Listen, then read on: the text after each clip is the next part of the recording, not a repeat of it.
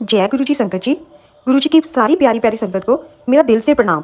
संगत जी, गुरु जी सत्संग चैनल पर आप सभी का हार्दिक स्वागत है। संगत जी, गुरु जी कहा करते थे कि सत्संग करन वाले दा भी भला ते सत्संग सुनन वाले दा भी भला। संगत जी, आप हर एक सत्संग को शुरू से लेकर अंत तक जरूर सुने, क्योंकि हर सत्संग में आपके सभी सवालों के जवाब होते हैं। संगत जी, आज की सत्संग को शुरू करने से पहले हम मंत्र जाप करते हैं। ओम नमः शिवाय। शिव जी सदा सहाय। ओम नमः शिवाय।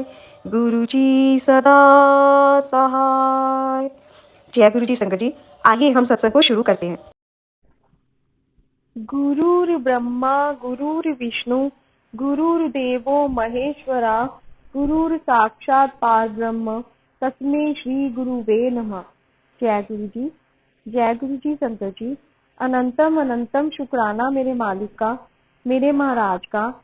संगत जी, आज हम गुरु जी की डिवाइन बुक दिव्य दिव्य आभा के 33वें अध्याय का श्रवण करेंगे।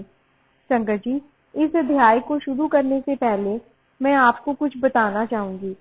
संगत जी, हमारे गुरुजी महाराज स्वयं साक्षात महाशिव हैं। वे अंतर्यामी हैं। वे हमारे बिना कहे भी हमारी सभी तकलीफों के बारे में जानते हैं। संगत जी, हमारे गुरुजी जैसा रब, उनके जैसा भगवान कहाँ होगा जो अपनी संगत के सभी कष्टों तक को अपने पे स्थानांतरित कर लेता है।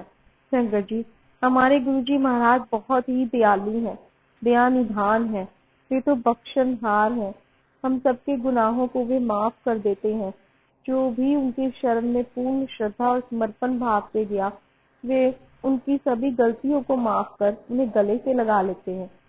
संगत जी, गुरुजी महाराज हमारी ओर आने वाले बड़े बड़े कष्टों को बहुत कम में कटवा देते हैं। गुरुजी महाराज की महिमा का गुणगान करना, बखान करना हमारे बस की बात ही नहीं है। संगत जी, उनकी महिमा तो अनंत है। वे तो असंभव को भी संभव कर देते हैं। वे तकदीर का लिखा भी पलट देते हैं। संगत जी, आज का सत्संग भी इसी सत्य से जुड़ा हुआ है। आज का सत्संग जीतू जी का है, जो कि गुड़गांव से हैं। तो आइए संगत जी, हम भी उनका ये सुंदर सत्संग सुन लाभ उठाएं। पितृ रक्षक गुरु जी।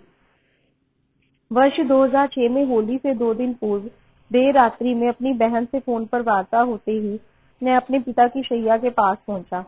अति उच्च रक्तचाप के कारण उनको कुमाऊं की तराई में स्थित हल्द्वानी शहर के एक चिकित्सालय में गहन सेवा केंद्र में प्रविष्ट कराया गया था।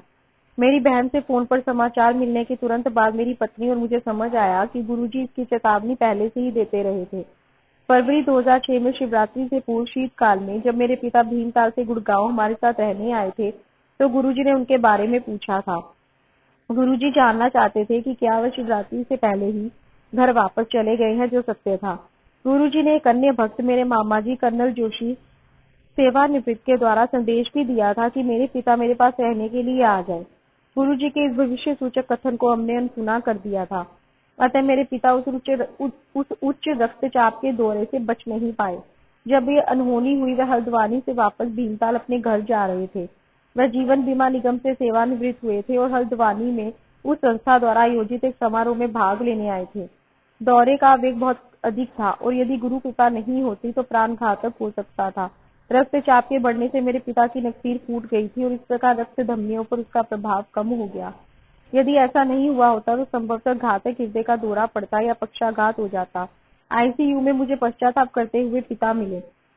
उन्हें गुरुजी का कथन ना मानने पर अपनी भूल का आभास हो रहा था, परंतु गुरुजी की ही दया से वह एक रात्रि चिकित्सालय में बिताकर घर आ गए।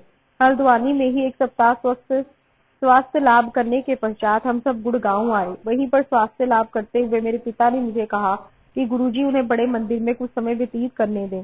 मुझे अपने पिता के रक्तचाप की अत्यधिक चिंता थी। वह कम नहीं हो रहा था। यह चिंता व्यर्थ ही थी, क्योंकि हम सब गुरुजी की शरण में थे। दयावान रक्षक पिता समान गुरुजी हमारे कष्ट दूर करने में लग गए। सर्वप्रथम उन्होंने मेरे पिता को उनकी अव्यक्त कामना के अनुसार बड़े मंदिर जाने दिया। फिर मेरे पिता को एक ताम्र लोटा लाने को कहा, जिसे अभिमंत्रित कर उन्होंने उसका जल पीने को कहा। मेरे पिता ने गुरुजी की सब बातें मानी। वह मंदिर गए, उन्होंने जल ग्रहण किया और पेट भरकर लंगर भी खाया। यह चिकित्सक के निर्देशों के विपरीत था। उन्हें हल्का लवण रहित भोजन खाना था। निश्चित रूप से गुरुजी का लंगर इस प्रकार का नहीं होता। मेरे पिता को पूर्ण शैया विश्राम का भी निर्देश था, पर वह बड़े मंदिर में वैसाखी समारोह के आयोजन में लगे रहे। गुड़गांव आने के 3 सप्ताह उपरांत हम चमत्कृत हो रहे थे। उस मायावी अभिमंत्रित लोटे से जल ग्रहण करने के कुछ दिन बाद ही उनके स्वास्थ्य में अभूतपूर्व सुधार आया। उनका रक्तचाप भी कम हो गया। गुरुजी के आशीर्वाद से न केवल रक्तचाप कम हुआ, उससे चिकित्सक की दी हुई औषधियां भी व्यर्थ हो गईं।